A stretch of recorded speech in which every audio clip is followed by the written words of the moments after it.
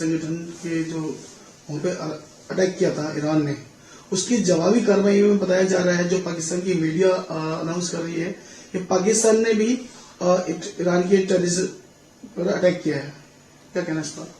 देखिए, ये एक नया आयाम आ गया है इस पूरे क्षेत्र में।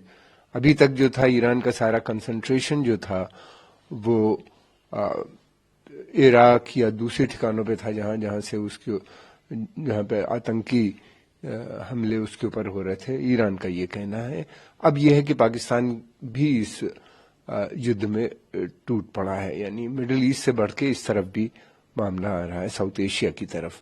पाकिस्तान का कहना ने जो अभी अटैक किया है उसके कई कारण नजर आते हैं। पहले सबसे बड़ी बात ऐसा लगता है कि जैसे कि ये जानबूझ के पाकिस्तान ने इस समय छेड़खानी की है ईरान को, ताकि इंगेज कर ले अपने बॉर्डर पे या इस साइड में, ताकि वो एक कोई बड़ा रोल वेस्ट एशिया में न देने पाए रोल, ऐसा लगता है। इस अटैक से जो है, एक तो दूसरी बात ये कि वो पाकिस्तान की एक साजिश ये भी नजर आती कि वो शिया सुन्नी कॉन्फ्लिक्ट को ट्रिगर करने की कोशिश कर रहा है कि शिया ईरान, सुन्नी पाकिस्तान, और अपने को मजलूम दिखाने की कोशिश कर रहा है कि कल के अटैक में 2 बच्चे मरे और एक लड़की, छोटी बच्ची का देहांत हुआ है। इस तरह की बातें पहले भी हम सुन चुके हैं और देखते रहते हैं बराबर, कि जब भी इस तरह की कोई बात होती है, खासतौर से इजराइल या उसके खिलाफ, तो हमेशा कोई ना कोई देश इस तरह की हरकतें करता है। कहाँ तक होगा ये मुझे नहीं समझ में आता। ईरान, मुझे नहीं लगता कि इस समय चाहेगा कि ये झगड़े आगे बढ़ें।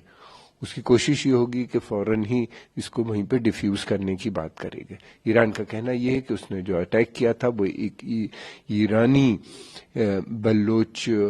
इथनिक बल्लोच ग्रुप है जो कि पाकिस्तान में शेल्टर करता है और वहां से आके ईरान के अंदर इस तरह के आतंकवादी गतिविधियां कर रहा था, जिसमें उसके कई पुलिसकर्मी और सैनिक जो है उनकी हत्याएं उन लोगों ने की थी। पाकिस्तान ने जिस समय अटैक किया है उसका कहना यह है कि ये जो 2 ठिकानों पे किया है, ये दोनों ठिकाने जो थे ये पाकिस्तानी इथनिक बल्लोच मिलिटेंट ग्रुप्स के थे जिनको उसने टारगेट किया है। मुझे ऐसा लगता है कि आने वाले समय में पाकिस्तान की कोशिश इसी तरह की होगी कि ईरान को इंगेज करे, अपने को एक सुन्नी अरब देश का लीडर के रूप में प्रोजेक्ट करने की कोशिश होती है, लेकिन ऐसा हो नहीं पाएगा। जो वो चाह रहा है वो होना मुश्किल है, इसलिए कि ईरान की छवि पश्चिम एशिया में इस समय बहुत बढ़ी हुई है, क्योंकि उसका सीधा कन्फ्रंटेशन इजराइल से है और अरब वर्ल्ड में इस वक्त इस्लामिक आइडेंटिटी से ज्यादा अरब आइडेंटिटी यानी नेशनलिज्म ज्यादा बढ़ती हुई नजर आती है। खासतौर से जब से हमास का अटैक हुआ है इजराइल के अंदर, उसके बाद से लगातार हम देख रहे हैं कि वहां पे धरना, प्रदर्शन या इस किस्म के जितने भी हो रहे हैं, अरब यूनिटी, अरब नेशनलिज्म की बात वहां पे की जा रही है।